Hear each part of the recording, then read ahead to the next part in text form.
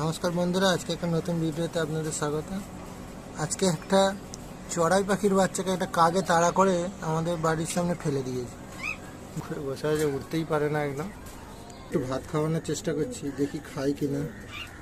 পাখিদের পেটে কিছুই নেই, ভাত খেতেই চাইছে না। আসলে মা বাবার কাছে খাওয়া অভ্যাস, তো আমাদের কাছে খাওয়া না। খেয়ে দাও, এভাবে আস্তে আস্তে খাওয়াই পাখিটা। দেখি উঠতে পারলে ওর মা বাবার কাছে ছেড়ে দেবো। রাখছি।